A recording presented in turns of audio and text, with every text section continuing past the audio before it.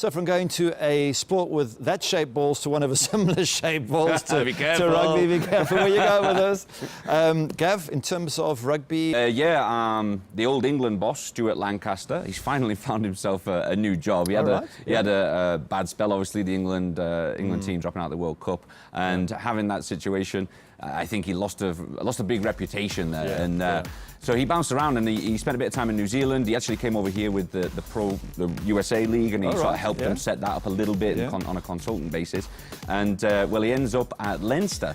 So I guess he was speaking with Andy Farrell, who's obviously a defence coach now with Ireland, and so he's found himself a job at Leinster. And also Warren Gatland, the guy that's usually the coach of the Welsh team, he's been doing fantastic over the years. He's found himself back in the British Lions setup for the tour to New Zealand this summer. So he'll be doing that over the summer, taking a little bit of break, and they've put an interim coach in at the Welsh team. That's not going to be an easy day for him. And he did a really good job a few years ago when they went on tour to Australia and obviously spanked the Aussies, but going against New Zealand right now, I wouldn't envy that job, not at all.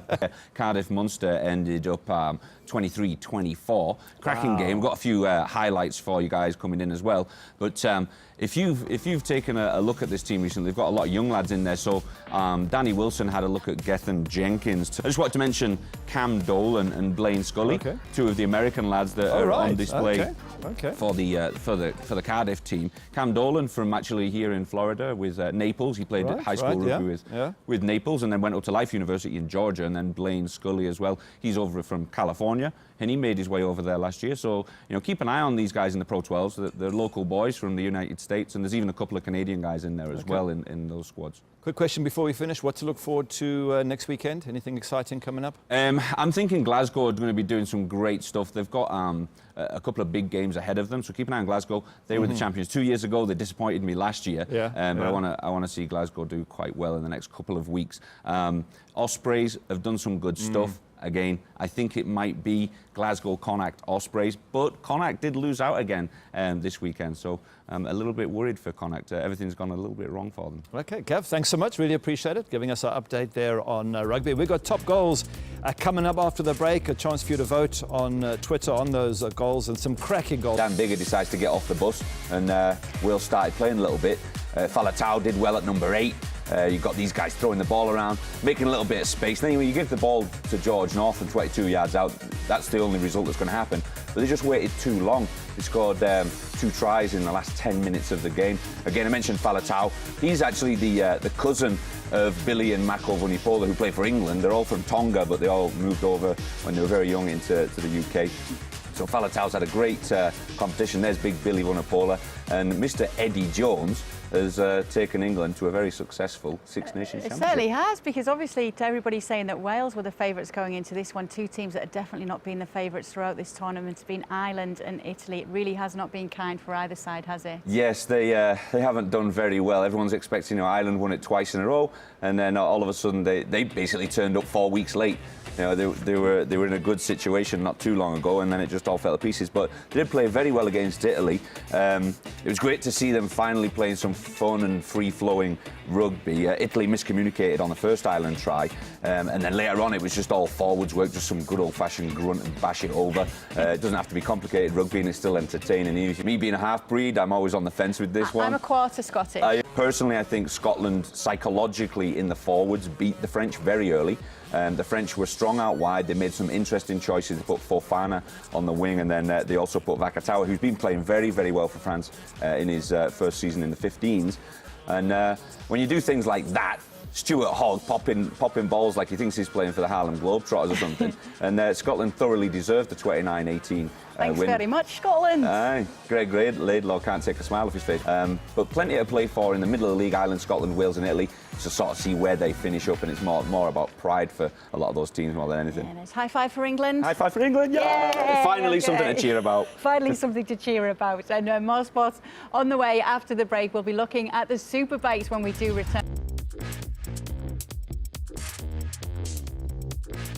Gavin McLeavy here with us to update us on the Pro 12 rugby. But Gavin, before we went on tonight, we were actually talking about your breakfast. And I was surprised to hear it's a full fry-up, including fried bread, because I thought you'd be the type to have beer on your cornflakes. Yeah, I mean, I have those days where I need a beer on my cornflakes, but no, I just stick to the good old-fashioned bacon, egg and sausage, a bit of fried bread. Yeah, you've got to stop frying that bread, OK? I know. I'm going to have a word with your doctor. OK, let's get a start then. Leinster becoming a fortress, you were telling me. Yeah, they've played 18 games at home and not lost. They've lost a couple of games away, but they've really turned the RDS into a major fortress, and they did it again this weekend. They beat Connacht 24-13. So 18 games in a row is a bit of a big deal. But Connacht played quite well, very lively from Bundy Aki and Ultan Delane. They're two lads that have extended their contracts. Defence was solid in the first half, so tries didn't come until the second half, but first one was Brine. He did the same thing and capitalised on exactly the same mistake that Connacht had made. And this one was a young lad called Daly. Now, the good thing about the Leinster win was the two lads that I just mentioned that scored those tries are both academy players, which you don't see that much nowadays in professional sports. But two teams right here, Leinster and Connacht, are doing the right things. Aaron Shingler, and the irony of it is the guy that tackled him is his brother Steve, who plays for the other team. He ends up getting the yellow card. So this was obviously it's in the Pro 12s. It's Cardiff Blues against Scarlets. Something called bonus points that you get. For example, if you win a game by and you score more than 4 tries in that game, you get an extra point. So a team that maybe would normally get 4 points, they'll actually get 5.